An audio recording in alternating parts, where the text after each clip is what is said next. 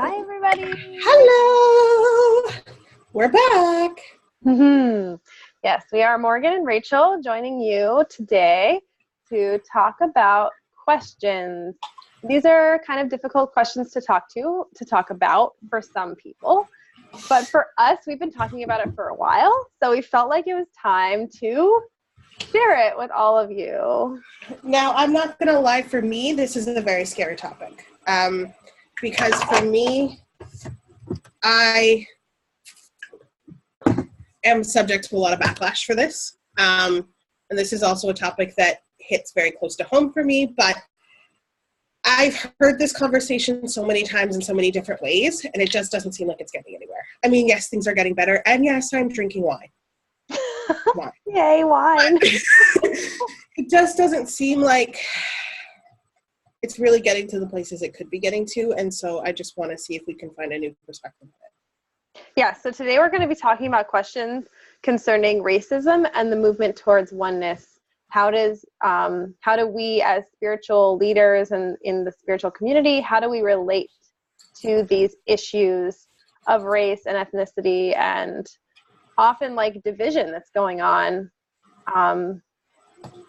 Obviously from an American perspective, and we are also representing Canada here. But yes, North American issues with race. So, Morgan, do you want to start off with like kind of the history, where we're kind of coming from, like the background of like, what are the issues and where do our understandings and attitudes come from? Yeah, absolutely.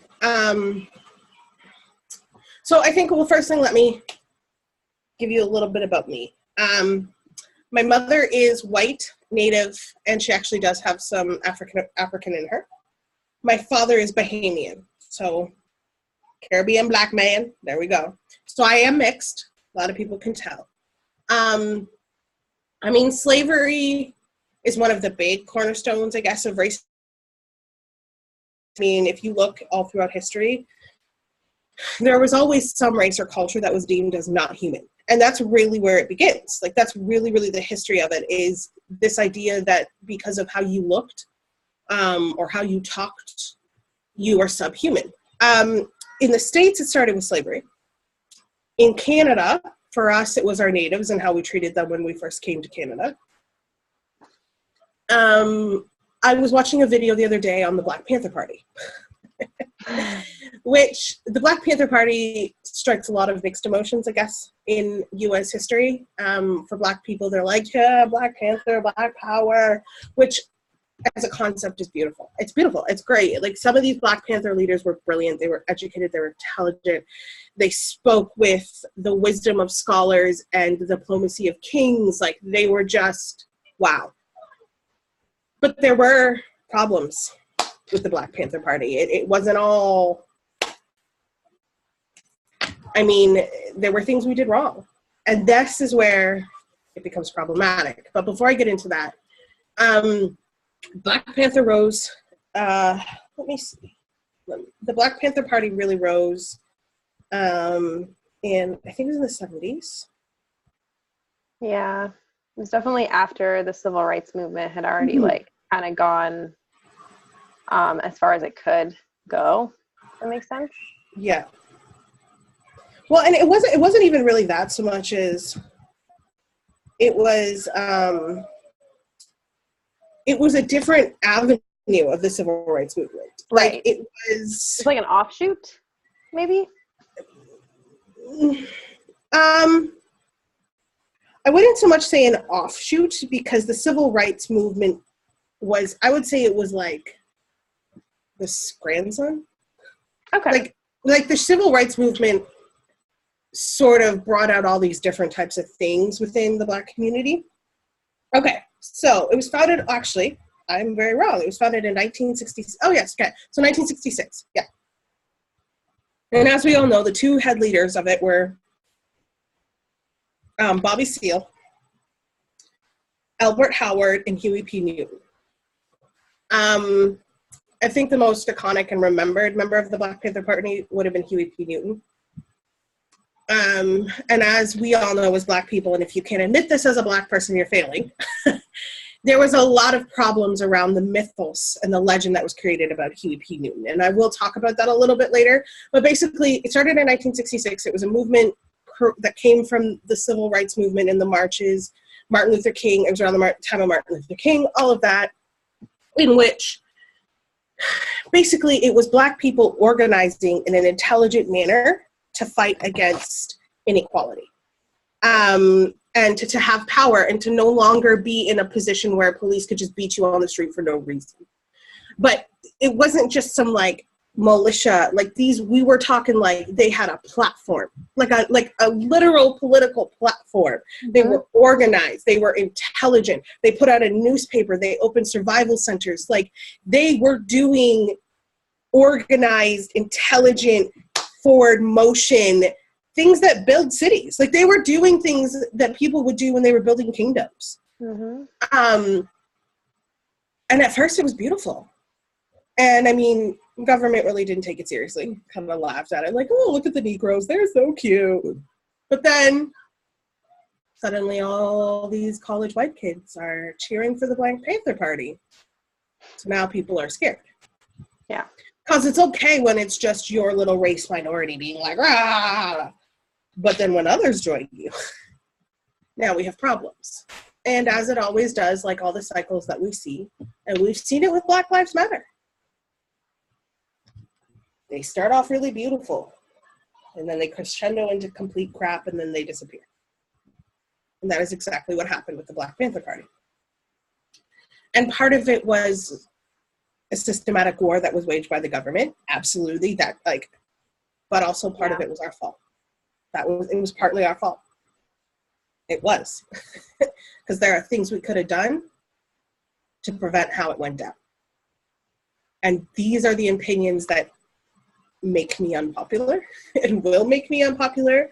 But I think if we can look into it and if we get a little deeper, I'm not wrong. Yeah. So I find it interesting that you're saying we. So how do you feel like you fit in with this group, you know, like on a level? If I had been alive in that time and I had been living in the States, I would have been a member of the Black Panther Party. Hands down.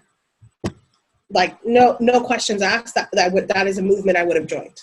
And I say we because in this day and age, I feel like Black people aren't willing to take responsible for other Black people. Now, I need to make a point here. I'm talking a lot about Black people. Most of my experiences as a Black woman. In Canada, my experiences because also too, like, people see me, they either see like, oh, light-skinned mixed race girl, or they see a Black girl, but they don't see the Native, they don't see the white so much, it's the Black that stands out. Most of my experiences have been experiences as a Black person dealing with Black people issues. Right. This is why. Now, what I'm saying though, is across the board for all minorities. It's not just about me and the Black people in the Black community. I'm talking about Asians. I'm talking about Hispanics. I'm talking about Middle Eastern. I'm talking about Natives. I am talking about everybody who's not white. Now, again, white people, I love you. And you guys have had your own history and your own craziness. If we want to go back to the Irish and the slavery and the Irish communities and how Irish people were treated, Australia was founded by prisoners, but not all of them were just bad people. They were people that were kicked out of the Commonwealth for whatever else. So I'm by no means taking away, but for the purposes of this conversation and for the purposes of what I'm trying to achieve, I'm going to focus on Black history because it is some of the most prominent, prevalent, and it is still some of the stuff that is most problematic today. You don't see as many issues within Asian communities in trances to racism. It still exists. It's just not as big of a thing. The only other two groups that I would say that face the biggest backlash, and I'm specifically speaking in the United States and not so much in Canada, are the Hispanics and the Middle Eastern. Middle Eastern because of 9/11, terrorism, and all of that stuff. Hispanics because of, let's go to war, drug cartels, blah, blah, blah, la, la, la. So, but because I am neither of those races, I don't feel comfortable speaking to their histories because I don't know them as well. Right. So when I say we, I say Black, I'm meaning Black people. And I say we because we as Black people are a group. Now, yes, we're individuals, we're authentic, and all those uniquenesses need to be celebrated. And yes, just because Jane Doe down the street murdered someone doesn't mean that me as a Black woman, I'm going to do the same thing as her. But there's a problem because we as a Black culture, community, family, brotherhood, sisterhood, have stopped taking care of each other, which is what the Black Panther Party stood for. There are some people within our Black community that are like brilliant, like next level intelligent, and they have done phenomenal things for their lives. But they have turned their backs on Black people as a race. You can't do that. Like, you can't. It doesn't matter how far ahead you get. Congratulations. That doesn't mean you have to live in the hood, but you can go back there and you can help. Open up a center. Donate. Like, there are things that you can do to elevate the rest of your Black community. And now a lot of Black people are like, well, that's not my response. Yes, it is. Yes, it is. You want to see change? You want Black people to stop killing other Black people? You want white people to respect us and take us seriously? You want equality? You want it so that it would be unacceptable to all of society and all of the world for a Black man to get shot down to the street because the cop suspected that he was carrying a weapon or he was dangerous? Start taking responsibility for your Black communities. Mm-hmm. Bottom line, take fucking responsibility. And I'm sorry I'm swearing, but it's true. Yeah. I have been rejected by the Black community most of my life. I'm a mixed girl. I'm a snow bunny. I'm too white. I'm too this. I still stand by my Black community. I still am going to do everything in my power to elevate all of them around me. Just because you've risen above it does not mean that you are not still one of them, and you do not still have some sort of fealty to them. Because that was how the Black Panther got done what they got done. When Huey P. Newton committed the stuff that he committed, did everybody else go, well, good luck, bye? No. When the New York 21 got locked up, did the rest of the Black Panther Party go, oh, well, that's unfortunate, no, they rallied. They went to movie stars' houses. They flooded the streets screaming, that's not right. That's not fair. Mm-hmm. They fought to get these people out of jail. What happened? 21 acquittals. Less than 4 hours to deliberate by a Black and white jury, 21 acquittals. So how do you think then, oh, I'm rich and I'm now living in my rich little neighborhood, that's going to help the rest of them back down there? That's going to change the conversation. It's going to change everything. It's not. So that's why I say we. Okay. Yeah, so I guess my question then is about stereotypes and grouping people together, because a lot of times, there were definitely stereotypes for white people. There were definitely, like, especially early on in American history, there was when a 7-year-old girl can look at a police officer and go, fuck you, pig. Yeah, there were stereotypes. Yeah. That's a thing. Mm-hmm. Well, that was later on, but even before that, there were stereotypes within the white, and I hesitate to say white community because I don't really feel like there is a white community, but, like, there were definitely stereotypes between, like, Russian. But for the purpose of this conversation, there is a white community. Just for the purposes of this conversation. Okay. So, like, there's definitely, like, we were talking about how there's within the Black community and within the white community, for example, there's like racism inside there. Right? So it's like you've got Hi. My name is I'm Miranda. My birth name is Miranda. I would have been considered a house slave. Nice to meet you. Yes. Oh, and I would have been considered to have good hair. Oh, honey, it gets that deep. Yeah. It gets that deep, where not only are we classifying people by the shade of their skin tone, but by the type of their hair. Because you can be a dark-skinned woman, but if you're a dark-skinned woman with good hair, you're automatically elevated above a dark-skinned woman with slave hair. Okay. So yeah, I want to talk about stereotypes and where they come from. So the reason why we categorize people in certain groups is because we feel unsafe in the world, and we need to categorize people so that we know, okay, you're this type of person, you're that type of person. Well, I don't exactly agree. I mean, I get that, but from a what do you call it? Sociology, from a sociological perspective, human beings categorize. I mean, we categorize lions and tigers as being like, you don't really want to go up to them and pet them. They're a predator. They kill you. They're a predator. But like a chipmunk or a squirrel, okay, that's fine. They're cute. But they can give you rabies and kill you just as equally. But There you go. So yeah, I mean, obviously you're going to be a little bit cautious, but I mean, you're not going to think I'm going to die if you see one. No, me, right? Like, so we as humans, we are survivors, right? Like we are programmed, and we categorize all of our experiences and all of the other beings on this planet so that we can feel safe and so that we know what to expect when we come up against someone, right? So we often talk about racism in terms of like, oh, if we see someone on the street, what's our reaction in our head? What are the thoughts going through our head? And I feel like that's kind of a crummy, like, analogy because, like, but I also think there's more to stereotypes than just categorization due to, say, survival factors. Like, okay, if I know that you're this, then I can be safe in X number of ways. Mm-hmm. I think the other side to stereotypes is, I think we do it. One thing is, I think we do it to bond as a community within ourselves. So, like, for example, in the Black community, a Becky, a white girl that will do anything for a Black man, right? That came about because there were a lot of angry Black women that all these Black men were choosing to be with white women instead of Black women.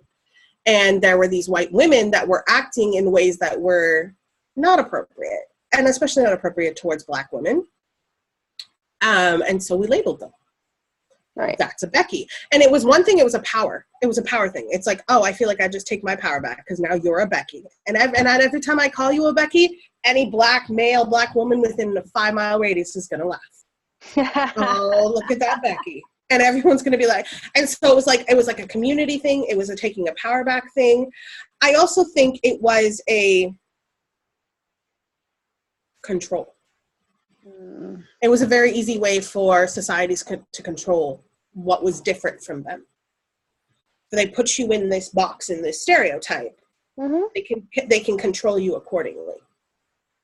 So if you, for example, if you label fried chicken as a Black thing,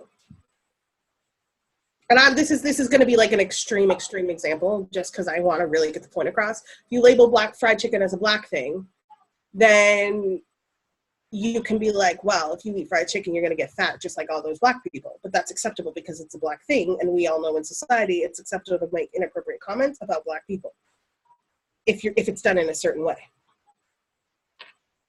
Okay. So another example that I was thinking of is a time that I was in a 7-Eleven in a blue light district.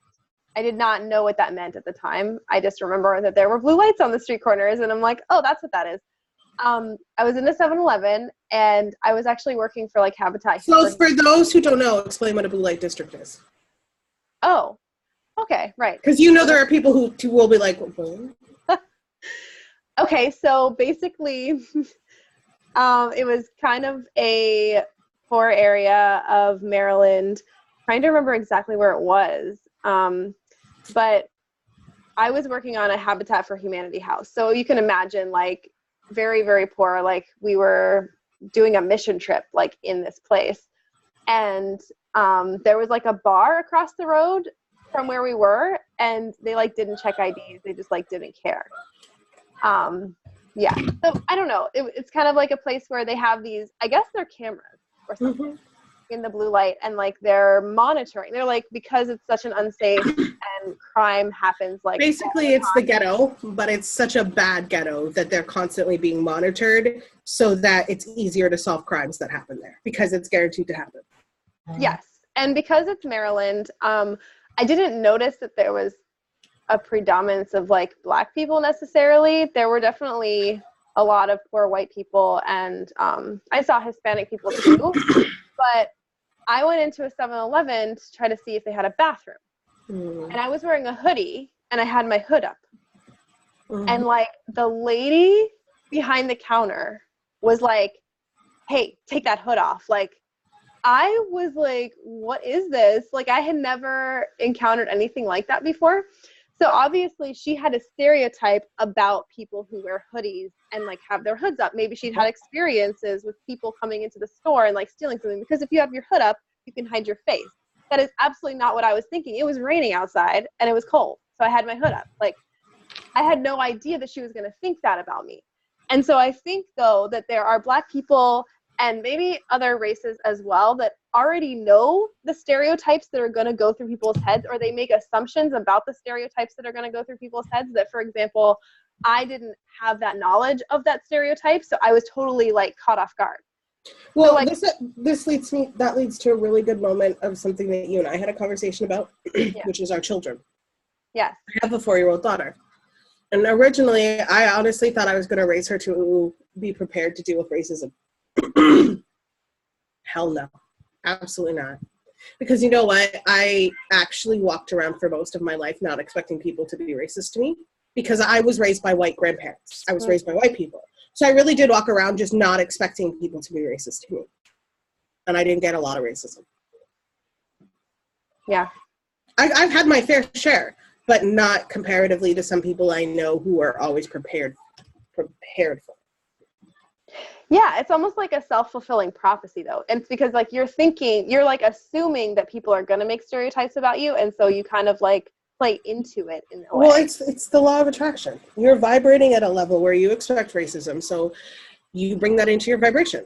So if I'm walking through a store and I expect to be followed around the store, the energy I'm going to give off to the person who's in the store is that I expect to be followed around.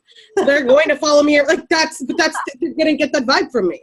Yeah. So they're going to follow me around because I basically subconsciously asked them to. But if I walk in a store just like, they're going to be like, okay, well, that girl's just out there doing it. Like, Yeah, I mean, I think that there's a lot about perception. I mean, obviously, we are wired that way. Like, humans are wired to perceive their reality and understand how they can be safe and how they can, and it's not just about being safe, like surviving, because obviously we live on a whole higher level than that. Like, we're not in caveman times. We are in, like, it's more like in your mind surviving. Like, societal, like, not being, even just like you saying that you might get some pushback from this. It's like, okay, so we're worried about what other people are going to think. And that's our version of like survival in a way in this day and age. And so I was thinking, like, you know, when it comes to stereotypes, obviously we have them for a reason. And you can say, okay, maybe for the most part they're true, but so every single stereotype that exists out there in this universe right now comes from some grain of truth. They may have become distorted. I will give you that, but they are all based on some tiny grain of truth. Of course. And that's why we have them, right? It's because we know that they come from somewhere, so we have to take that into account so that we know what to expect in our experience, in our life. I mean, nobody wants to walk around and not have any idea what's going to happen. So like, oh, I'm just going to go out into the world and like, who knows what's going to happen? But isn't it funny that was how it used to be? Right? But that was how we started. Yeah, no assumptions. We didn't even start with like a realistic and understandable fear of things like lions and tigers and bears. We were just kind of like, oh, there's a thing over there. Yeah, well, and then somebody got eaten. Hi thing. And then it was like, oh, that thing's not so nice. Okay. But then you look at it, and it's interesting though, because then you look at people like, I think his name is Mark. I will have to double check that. But he's called the Lion Whisperer. And this man can go in enclosures with 300-pound male lions, and they're snuggling against him like a dog. So then it takes you to like, okay, so if he, like, you know what I mean? And it's not like I'm telling people, like, go and try and cuddle with a lion. But, like, clearly that's something that every human being is capable of. And this is why. Rachel, anything you are capable of doing, I'm capable of doing exactly the same. Anything that any person on this earth is capable of doing, we are all capable of doing it. Do you know why? Why? Because we come from the same place. Oh. We all come from the same place. Come from source energy. We all come from source. Now, source can be known by a million different names. God, Allah, Buddha, all. It's all the same thing. It is pure white light love. That's it. It's just pure energy, pure source energy, and it vibrates at one frequency. Love. That's it. And that's where we came from. So everything that everyone is capable of doing, we are all capable of doing. Now, this is where it gets interesting. We don't all do that because our positions in this world is to show source in unique ways. We're not supposed to show source all the same, or source would have just stayed source. And there would be no you and there would be no me. The point of this is to show source in unique expression. So I'm not talking about becoming colorblind. I'm talking about understanding that underneath our layers of skin and flesh and cells, our vibrational frequency is identical to everybody else's. Yeah. Yeah, absolutely. So we are on a certain level, we can understand that we're all one. And people talk about that a lot. I mean, it's in songs, it's like on movies, like everybody's like, oh, we're all one, like ultimately. But I don't feel like people get it in the same, like I feel like when people say we're all one, it's like, well, we all bleed, which is like it's not the same thing as like vibrationally we're identical. I mean, I think we're getting there. Like there is an element where people So from 2017 to now, there's definitely this massive shift that has happened where people are starting to realize vibrationally we are the same. Yeah. Absolutely. Yes. And I think that as we hone things, because this is a time of like, we are really fine-tuning. We're really fine-tuning right now. And so it's like, okay, as we get closer to this ideal, because we look around and we're like, okay, we're all one, so why is all this shit happening? Why are all these people so divided? Why are we still having these problems? So let's talk about the practical, because obviously it's easy to say, oh, we're all one. And it's easy to say like, oh, well, it says in the 4 agreements, don't make assumptions. Can you pause for a second? Mm-hmm. So like, at the same time that we're experiencing all this division and just discord and all of this, how do we really bring to reality this sense of oneness and that we're all just different expressions, unique expressions of source love? Education is the first thing. When you educate yourself about other people's histories, cultures, background, if you learn the history of Mexico, learn the history of Africa, learn the history of Europe, when you start learning about other people's histories, their cultures, the things that they did, you can't help but be like, wow, that's actually really cool. And, oh my gosh, like that's so, and like, that's amazing. I couldn't believe they were able to do that. And it forces you to have some respect. It does. It just does. It also forces understanding because you're like, oh, they're not all that, like, okay. Like, yeah, we do things a bit differently, but they also, like, a lot of these things are the same.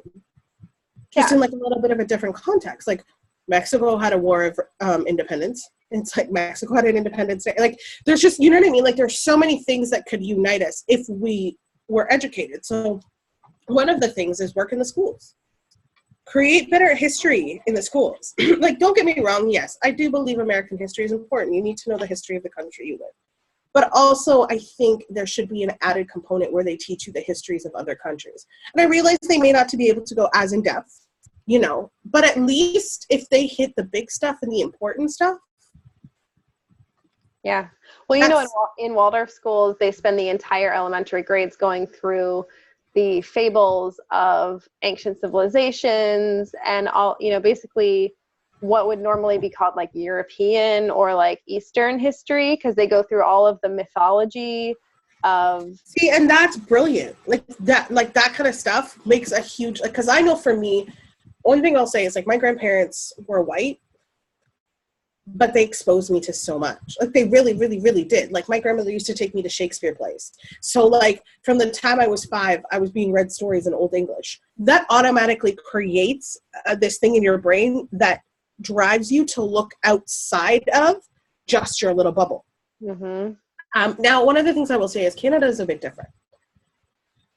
And this is where the conversation gets interesting, for me anyways, because the idea of racism that you deal with in the States versus racism that we deal with here is so different. Like mass shootings, it's not a thing here. The KKK, that's not a thing here. Police brutality, yes, it happens, but it's not a thing. Like it's like, and I think that's why sometimes my experience with racism is so different, because the city that I live in, actually, oddly enough, I experience a lot of racism.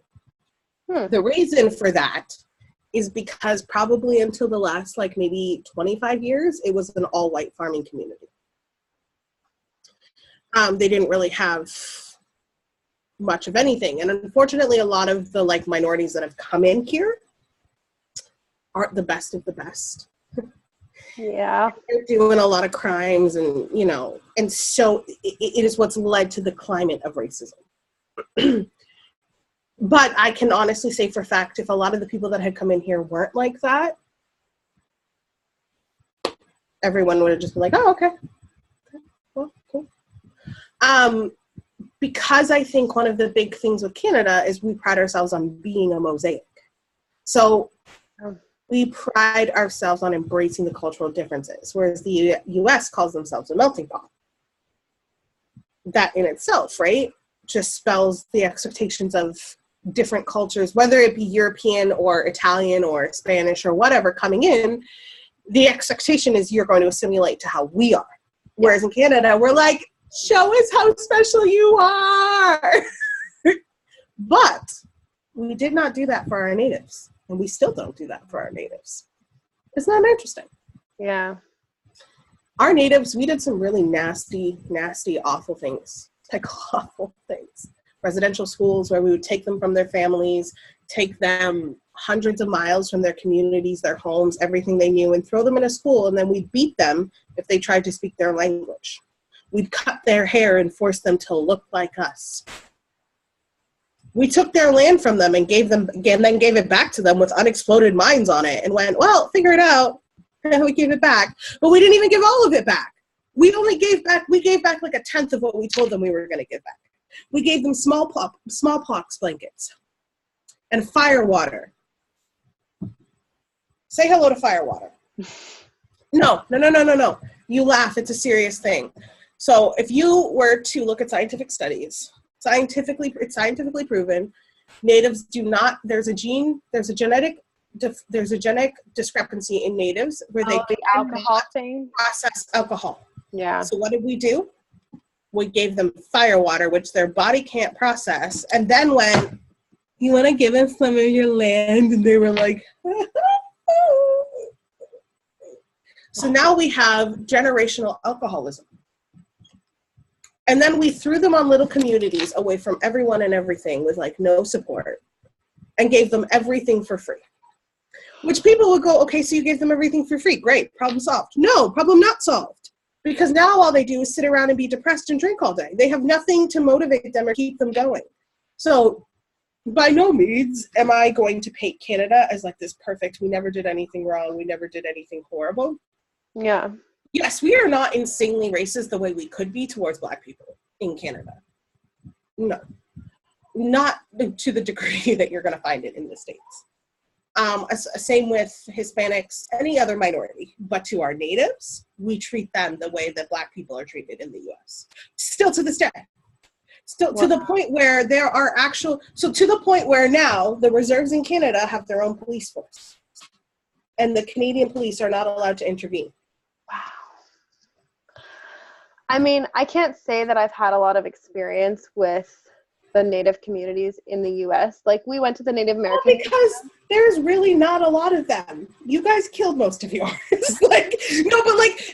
I'm not saying that in any other way than just because. So this was the difference, right? The U.S. brought their slaves over, and Black people went, well, you got us here. You ain't gonna kill us. So we're just gonna bide our time. The natives, on the other hand, were like, we were here. Fuck y'all. Let's go. So they fought back. Unfortunately, they lost. Yeah. So you don't actually have a very large native population in the U.S. as it is. No, but there are definitely like the Hopi Reservation in Arizona, New Mexico. There's a good amount of Cherokees still in New York, I believe. Yes, but like in comparison to Canada, mm-hmm. we have like hundreds of thousands. Like we have a lot. Significant enough for there to be massive, massive reservations all over Canada. Wow. Yeah, I mean, and that, I feel like that's partly why, but I also feel like maybe it's just not, like, I mean, a lot of it's the media. Like, we hear about all of the stuff with, Black racism and all of this on the media. Because we're doing more dumbass shit. Like, no offense. Because, okay, how many times do you hear about a name, like, can name one Native gang? Okay, name one Black gang. The Crips? I don't know. No, but you're right. So there are Native gangs. Guess where they exist? On the reservation? Yeah. So guess where the natives stay? On the res. Why are they going to come in and mingle with all the bullshit that's going on? Whereas Black people, we in the community is just doing dumb shit. But we are. And this is where I'm going. Yes, we talk about lack of equality. Yes, we talk about racism. Yes, we talk about all those things. Okay, beautiful. Cool. Congratulations, they exist. Yes, you know what? They used to lynch us. Sure. Yes, they enslaved us for 400 years. Sure. Congratulations. So how are we helping ourselves now? By shooting each other on a daily basis and doing all the shit that makes them wish they still enslaved us. Yeah. So what would your number one recommendation be to the Black community in terms of getting to this place of oneness with everyone? Relearn your culture, relearn your history, study your ancestors, study members of the Black Panther Party. Listen to what they talked about. Not just the Black Panther Party, Martin Luther King, Malcolm X. There are these Black leaders out there. And not even just that, go back to Africa. Like, I'm serious. Start studying African tribes, African history, African culture. Find out where you come from. Remember the fact that where you came from, you were kings and queens, wise men, scholars, professors. You weren't thug boy down the street with your ghetto ass braids and your ghetto ass dreads and your pants that can't stay on your body and a weapon hanging out going, yeah, bruh, I'm gonna shoot you in your face because you looked at me funny. What the fuck? No. So you want white people to stop treating you like an animal? Stop acting like one. Become the educated people that we used to be. Become the intelligent, well-spoken. The Black Panther Party had a platform, a political platform.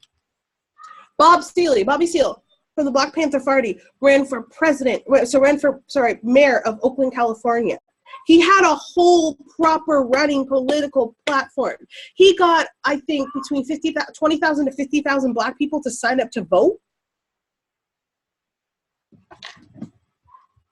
So you don't think that we have that in us? So why are we glorifying people like Little Uzi Vert and Migos and Designer and Future and all of these rappers out there who are just like, okay, so for example, Nipsey Hussle was murdered and the Black community lost its shit. It's one of the first times I agree. Do you know why? Nipsey Hussle revolutionized his neighborhood. He opened centers for youths to be better and get off the streets and not gangbang. The give back that man was doing to elevate the Black community, the stuff that he was trying to do to save, he still lived in the fucking hood. Like, the man still operated in the hood. That is why he was murdered.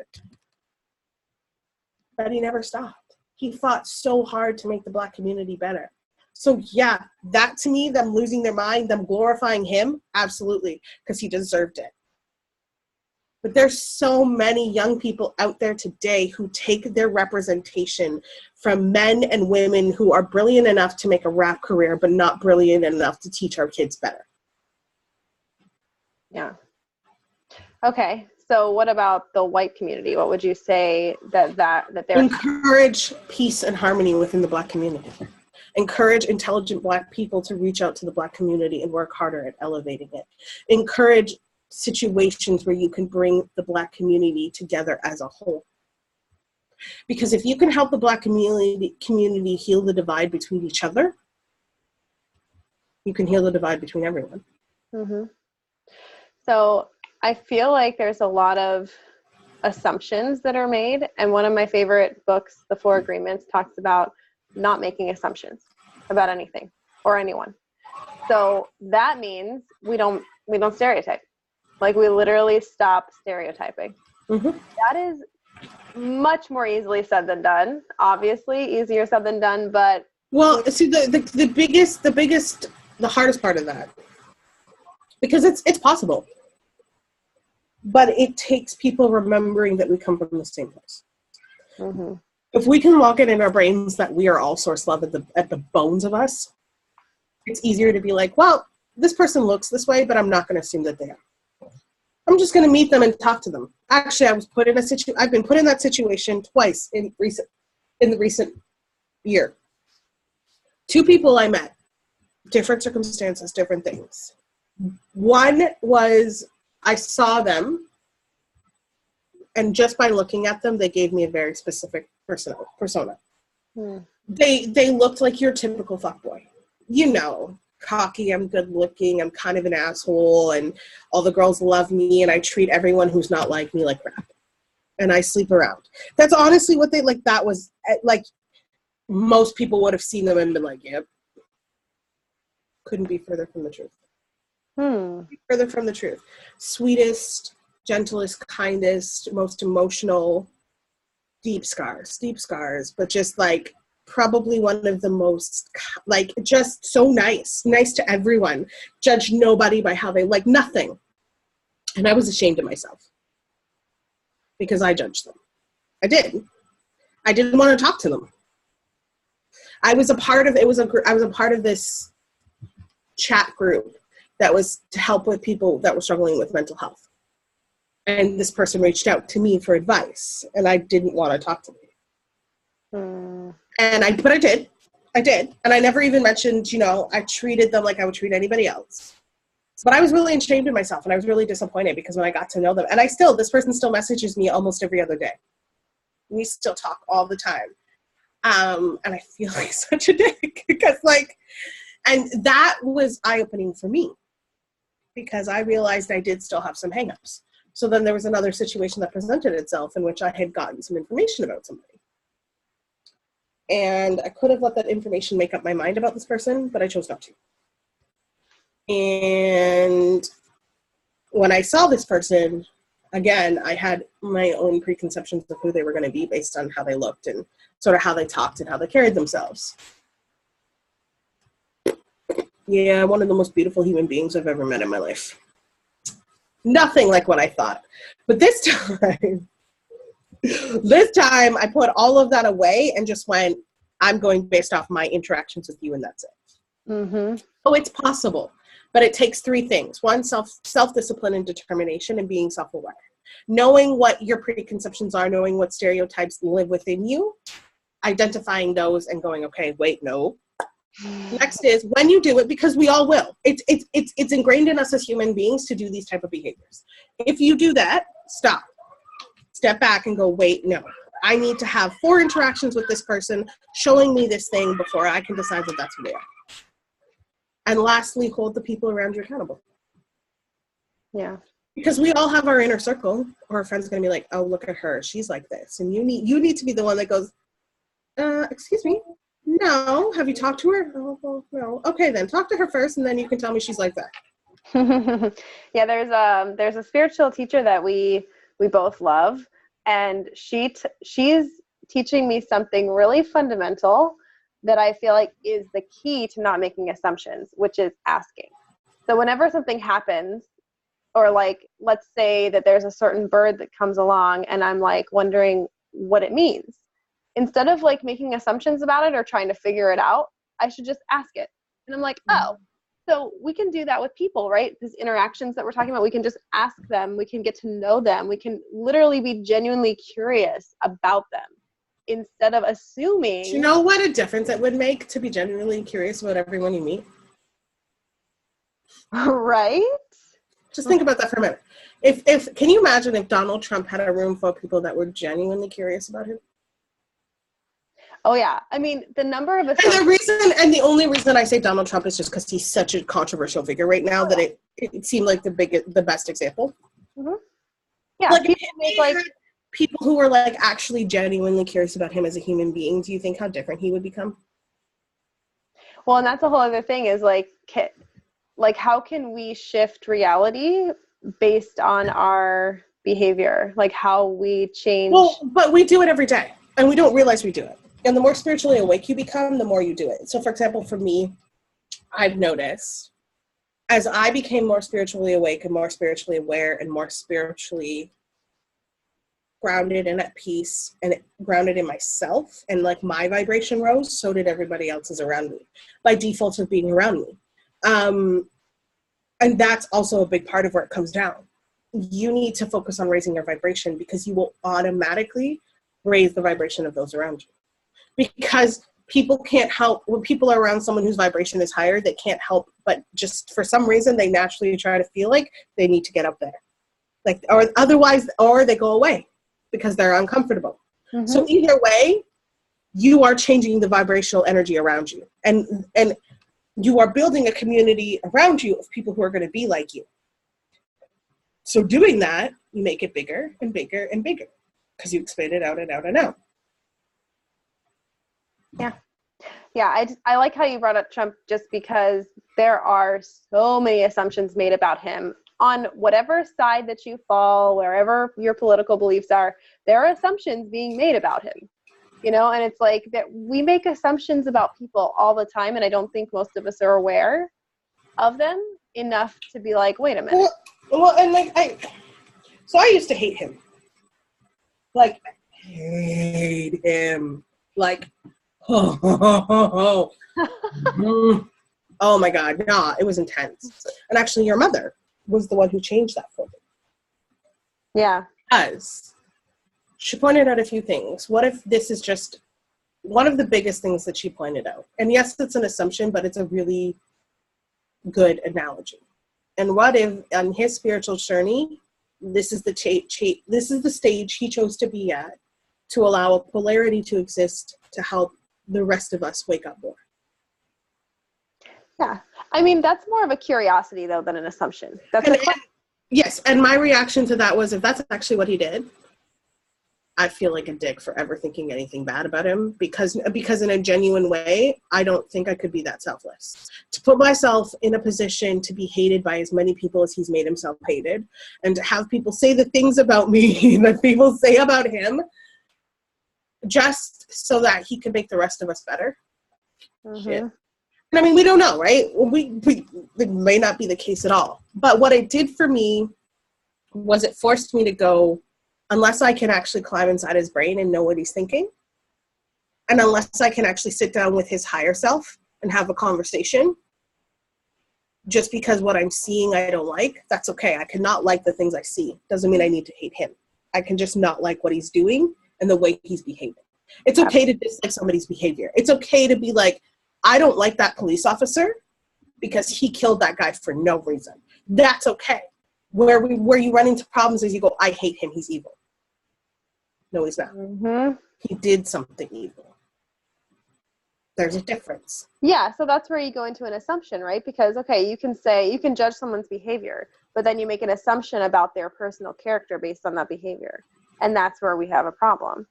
And I feel like when it comes to Trump, like what you were saying, actually, I feel like his being the president brings out the worst in some of the best people that I know. Like, some of the best people that I know, it literally brought out the worst in them when he became president. And I was like, wow, I didn't know that you had that much hatred in your heart. Like, where did that even come from? Because I had never seen it before, because there was no opportunity for them to express that. He's exposing the polarities. Mm-hmm. He's exposing the polarities in all of us. And whether that was his actual decision to do or not, at the end of the day, honestly, we all need to be thankful for it. Because otherwise, how much longer would they have hidden? Because even the conversation of racism, let's go with that.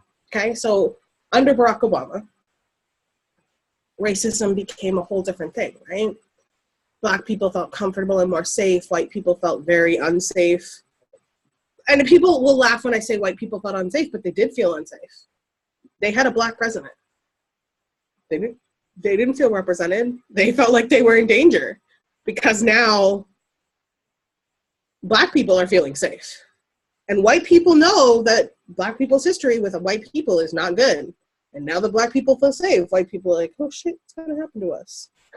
Well, because in that moment, they felt like a minority. Like, if you think about it, because if If the person who leads your country looks like you and sounds like you and embraces what you are, you're going to walk around being like, oh, I'm good. The law will be on my side because the law is on the side of the government, right? But if all of a sudden now that person doesn't represent you the way that they used to anymore, and you know that for a very long time you made the lives hell of all those other people that now feel empowered. Mm-hmm. And so the conversation of racism changed, and people were like, oh, well, it's going away. It's not so bad anymore.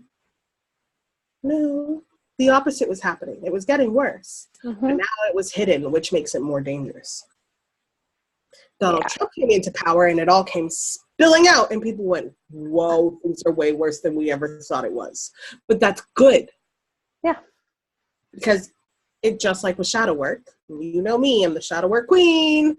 Just like with shadow work, unless you expose the dark, it's just going to keep growing. Yeah. When you expose it is when you can deal with it. Mm-hmm. I have to say, I don't really relate to the whole identity of like the white community. And I don't know if it's something just particular to me, but you know my history. Like it is just particular to you. I love you. I love you but no. I love you. But that has never been, you have always been an anarchist at your core. You have always been that person that is like, I don't agree with how you treat that person. It's not okay. Whether I'm white or I'm not, everyone is humans, but you've always had that. So you've always held the belief that everybody is equal, nobody's different, which is why you would not ascribe to the white community. Because, unfortunately, one of the cornerstones in white community is hierarchies. Hierarchies are not my friend. You hate them with every fiber of your being. Titles, hierarchies, all of that. You're like, I kind of wonder if that's a little bit why I had so much military exposure in my life, because military is like the pinnacle of hierarchy. Like, well, you it was so funny because you vibrated so hard against them, you brought it into you at every turn. Mm-hmm. That's exactly why. You vibrated so hard. You did, because you had not figured out how to tune your vibration away from it. So what you were doing is like, I don't want that thing. I don't want that thing. I don't want that thing. And so the universe was like, oh, you want it? Oh, you want it? Oh, you want it? Oh, you want it? And I was like, yeah, okay.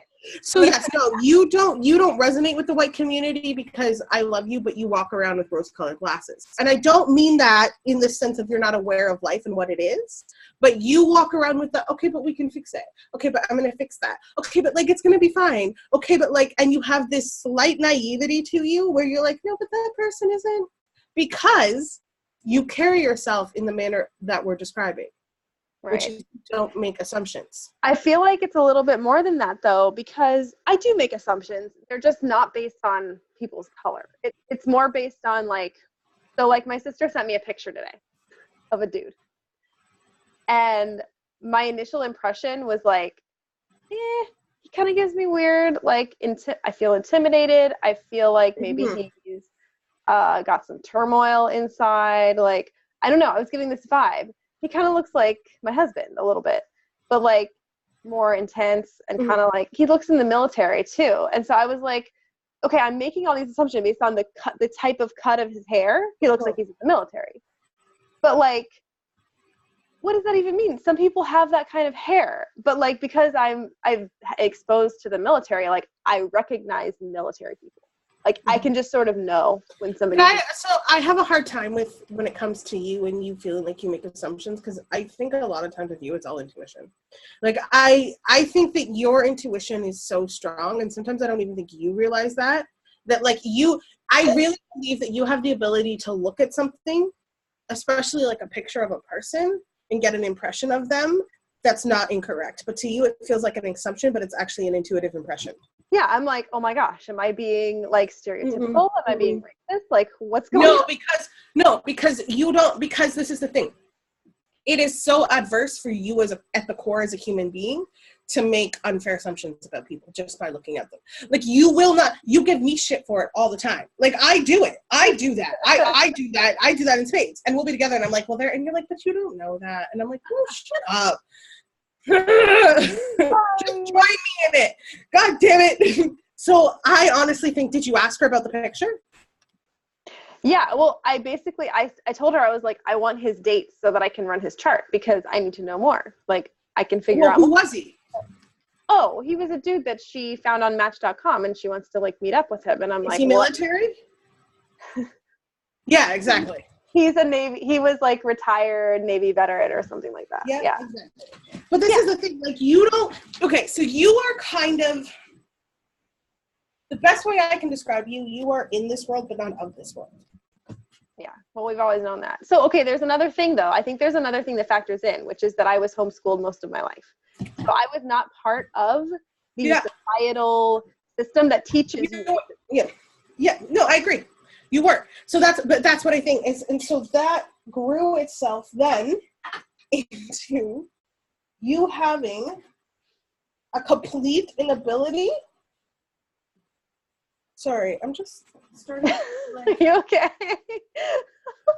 Yeah, no, sorry. I had a dish next to me, and then I realized it wasn't sitting where it was sitting, and I was like, oh shit. And then the fork was in a weird place. I'm like, if this spilled all over my floor, I'm going to be pissed. But it didn't. It fell, but it didn't spill on the floor. Good. Sorry. It's like the spider all over again. Yeah.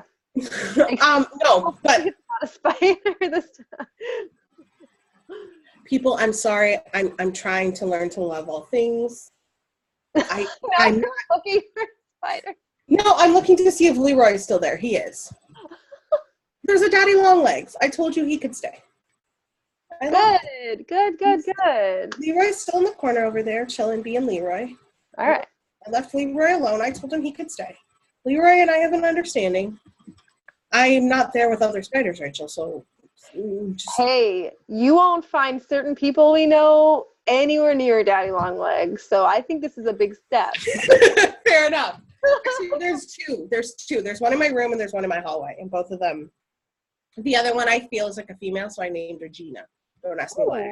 I like it. Leroy and Gina. They chill, and I let them stay. Anyways, no. So what I was saying was,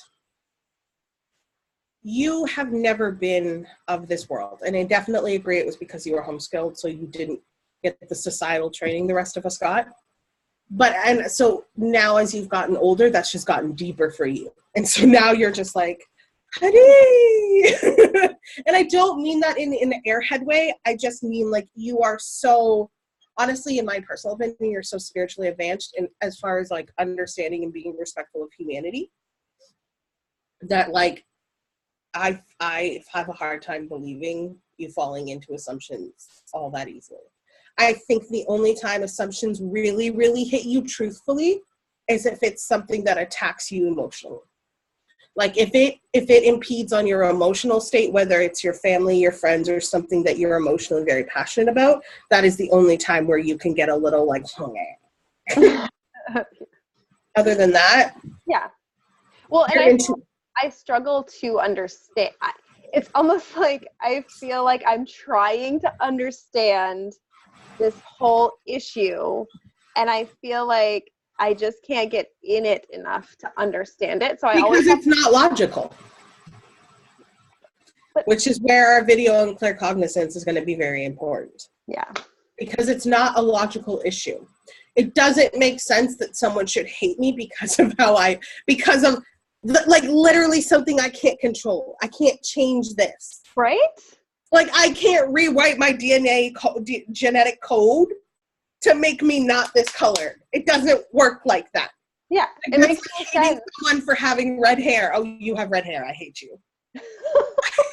But that's the thing, and that's why for you the idea of racism is so hard because it's not logical. Like if there was any logical current to it, then you could be like, okay, I kind of can understand this issue a little better because there's some, but it's not logical. So you're like, that's why I brought up the stereotyping, because like to me it makes sense that humans would want to survive, so they got to categorize people. So okay, they categorize people, but that doesn't mean that you need to assume that people are dangerous or bad or less human just because of XYZ. Like that part I don't get.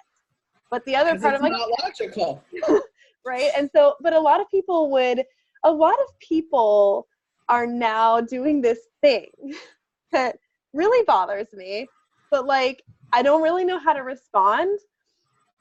Where they're going like, okay, because of white privilege, you're this or you're that or you're colorblind or blah, blah, blah. And I'm like, no, actually, like, I actually appreciate every different race. And I actually ask people who are Black, like, what their actual ethnicity is, because I'm really interested in knowing, because I don't see them all the same. Like, literally, I know that they could be from one of, like, how many countries did we decide were in Africa? 56? There are 54 countries in Africa. 54. So 52 logical, and there are 2 that consider themselves separate. So so they could be from any of those places. They could be from multiple of those places, a combination. They could be from Jamaica or the Caribbean or like, they could be from anywhere. This is just my little tag because my best friend is Bayesian, and it annoys her when people go, Caribbean, Jamaica. There is Trinidad, Guyana, Tobago, Grenada, Dominica, Dominican Republic, Bahamas, Barbados, Jamaica, just to name a few. Right. So when you see a Black person, if they are not African, don't assume they're Jamaican, because they will punch you. Okay. And this is the other, just my last little rant, and then I'm done. If they're Jamaican, they're gonna fucking sound like they're Jamaican. Bajans don't sound like Jamaicans. Yeah, that I know, and that I know because of you. But no, I wasn't gonna list like all the places. I was just making it. I wasn't meaning that towards you. It's just you brought it up, so I put it out there. Yeah, you had to go on your little soapbox. That's totally fine. I understand. But yes, like, I definitely feel like, I mean, and this is not even touching on the thousands of other types of people there are out there. But the fact is, we are starting to intermarry, right? And there are still cultures out there for whom that is not not acceptable. Right? Asians are really big on that. Right. And so, like, not specific, yeah, they are. No. I was going to classify the Orient more so than, but then I was like, no, India's not really that big on marrying a non-Indian. Like, traditional Indian families are not, and they're Asian. Indians are Asian. I know, but they are still pretty like, no, you can't marry a Black person. No, like, that was what I was going to say. No, because originally what I was going to say is Asia's a big one where they don't believe in intermarrying. But then I was going to go like, oh, mainly the Orient. But that's when I went, oh no, Indians are not open either. Yeah. No. Yeah, and I mean, it also, this isn't just like an ethnic thing. It goes into religions. Like, there are definitely people who are like, you can't marry outside your religion. You cannot. Muslim, Christians should not be unevenly yoked. You know that one. I was told that a million times. So yeah, like, it's definitely across the board an issue where people, and I mean, I get it, people are finding their group and they want to be part of their group and they want to be part of their community. Well, it's because human beings in general have a desire to belong, right? Yeah, so we want to belong, but the thing is, what if we realize that we all do belong with each other and to each other because of source love? Like, that's the ultimate belonging. Rachel, you're starting to sound like those hippies at Woodstock. You know, like, I get it that we're not there yet, and people are like, oh, but we're not there yet, Rachel, so you have to face the facts, you have to face reality. No, you don't. No, you don't. You need to do quite the opposite. You need to operate just like the rest of us need to do, that we are there, because how else are we going to get there? Yes, and I think that's okay, people, you know what? Our next video, no, I'm sorry, this is like irritating my soul. Because I was thinking our next video should be on claircognizance. No. Law of attraction. Because people don't get it. Like, people, I've written posts about the law of attraction. You have talked about, people don't get it. It's so irritating. I think they want to get it. Like, I remember feeling like overwhelmed by it when I first found out about it, because I did not know what to do with it. So I feel like people are overwhelmed and people don't know quite what to do, because they're also like feeling guilty for bringing all this shit into their lives. Well, and I think also too, like, when I was talking about my posts, there are some problematic sides about the law of attraction, which is why we need to alter it a bit and why we're in this place of trying to revamp it. But yeah, I think we're going to definitely need to go into depth about the law of attraction, because the whole thing that this all comes down to is if we just as individuals start vibrating at the frequency that stereotypes don't exist and we're all one and everyone's great. Yeah. that's what we're going to attract to ourselves. The more people that do that, the more it's going to grow. That's how it works. Yeah. So, that's why I feel like the song, I mean, obviously, like, John Lennon was a legend, but, like, his song, it's like, you may say I'm a dreamer, but I'm not the only one. And it's like, that is so universal, because inside all of us want to be that, but we have this other voice, and maybe it's like society or whatever saying, like, no, that's not the way it is. Also it's like, it also makes me think of, like, We Are the World and all its people. Yes, absolutely. And, like, I know I studied multiculturalism, teaching, like, multicultural education to children, because that's my field, that's my major. And I'm like, at the same time that I was going, like, this is ridiculous, this is all just silly, I do actually believe in that. Like, even though the reason I think it's silly is because I'm like, why should there have to be a class? Why should they have to teach me to teach people about the world? Like, of course I'm going to teach them about the world. Because not everybody thinks like you. I mean, I know that, but I'm also like, because it's not logical. Oh, why? It's because it's not logical. So you're like, yeah. I mean, it seems so idiotic. It's like saying, okay, we need to teach people how to drive cars. Like, but of course we do. Like, why do we have to take a whole class about how we need to teach people to drive cars? Like, why don't we just do it? I don't know. It didn't make sense. I was like, well, but there are rules. So you need to be teaching people the right rules and the right. Oh, yeah. Of course. Oh, yeah. So there's a right way and a wrong way to do multicultural education. Yes. Okay, so let me give you an example. My kid is going to a new school. Okay, she starts kindergarten, junior kindergarten. I'm not okay with that, but anyways. She starts junior kindergarten in the fall. So my mom went to tour the school. Do you know what the secretary said to my mother? I don't know. Do I want to know? Do I want to know? You'll laugh. She goes, don't you worry. We've got a lot of little other brown kids and some towel heads and, you know, all those other little ones that'll be ready. She's not going to be the only different one in here. What? What? Who are these people? So she was just trying to reassure my mom that, like, they were multicultural. All she had to say was, we have a very diverse school. I'm so happy to welcome you to our See, that's the right way to do multiculturalism. Hello. She did it the other way. Okay. So there is a right and a wrong way to do multiculturalism. Just like in high school, I went to a Dutch Christian Reform school. And I still laugh to this day about this. Whatever. Oh, hold on. Pause. So I forget what class he taught, but we're in class, and it was our homeroom. And so we were supposed to wear class colors, so every Monday we would wear the class color. Well, we had a lot of, like, punk rock golf kids, whatever, in this class. So they were like, well, let's wear black. And then he goes, well, why? And there goes, because black is cool. And he's like, yeah, but we're not black.